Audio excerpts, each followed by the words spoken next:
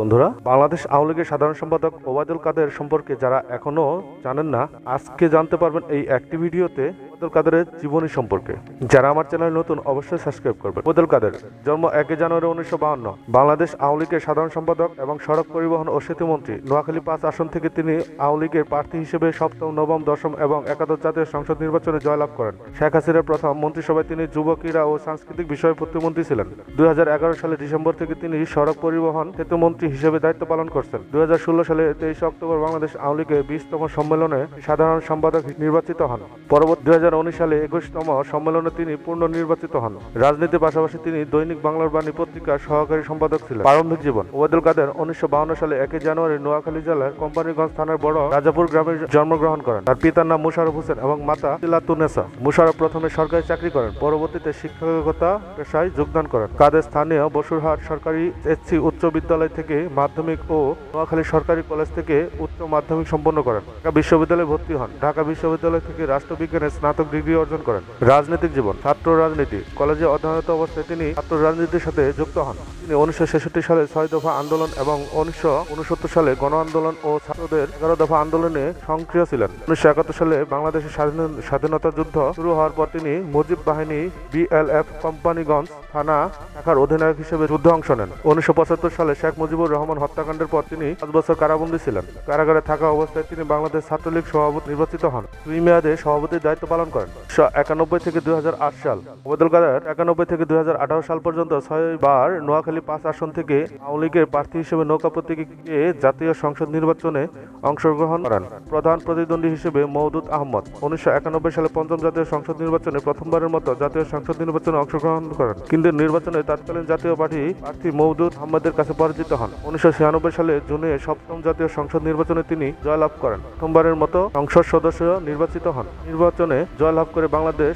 আওয়ামী লীগের সরকার গঠন করেন। এই সময় সপ্তম জাতীয় সংসদে শেখ হাসিনার প্রথম মন্ত্রিসভায় তিনি যুব, ক্রীড়া ও সাংস্কৃতিক বিষয় মন্ত্রণালয়ের প্রতিমন্ত্রীর দায়িত্ব পালন করেন। মন্ত্রিসভার সদস্যদের সাথে 23 জুন প্রতিমন্ত্রী হিসেবে শপথ গ্রহণ করেন। 2001 সালে 15 জুলাই মন্ত্রিসভায় বিলুপ্তির পর্যন্ত তিনি দায়িত্ব পালন করেন। 2001 সালে অষ্টম জাতীয় সংসদ নির্বাচনে তিনি পরাজিত হন। সময় মওদুদ আহমেদ এনপির হিসেবে এই নির্বাচনে জয়লাভ করেন। 2002 সালে 26 ডিসেম্বর আওয়ামী লীগের ত্রিবার্ষিক সম্মেলনে তিনি দলের যুগ্ম সাধারণ সম্পাদক নির্বাচিত হন এবং 2009 সালে 26 জুলাই পর্যন্ত দায়িত্ব পালন করেন। 2006 থেকে 2008 বাংলাদেশের রাজনৈতিক সংকটের সময় ফখরুদ্দীন আহমেদ নেতৃত্বাধীন তত্ত্বাবধায়ক সরকারের সময় বিভিন্ন রাজনৈতিক দলের নেতাকর্মীদের জরুরি ভিত্তিতে গ্রেফতার করা হয়। 2007 সালে 9 মার্চ তিনি গ্রেফতার হন এবং 17 মার্চ 20 দিন কারাগারে থাকার পর 2008 সালে 5 জানুয়ারি জামিনে মুক্তি পান। কারাগারে থাকাকালীন কারাজীবনে বর্ণনা দিয়ে অনুস্মৃতি যে কথা বলা হয়নি একটি গ্রন্থ রচনা করেন। 2008 বর্তমান 2008 সালে ডিসেম্বর নবম জাতীয় সংসদ নির্বাচনে আওয়ামী লীগের জয়লাভ করে সরকার গঠন করে এবং তিনি একই আসন থেকে নির্বাচিত হয়ে নবম সংসদে প্রতিনিধিত্ব করেন। নবম সংসদে তিনি তথ্য মন্ত্রণালয় সংক্রান্ত সংসদীয় স্থায়ী কমিটির সভাপতি হিসেবে দায়িত্ব পালন করেন। 2009 সালে আওয়ামী লীগের ত্রিবার্ষিক সম্মেলনে তিনি দলের সর্বোচ্চ নীতিধারিত ফোরাম সভাপতিমণ্ডলীর সদস্য নির্বাচিত হন।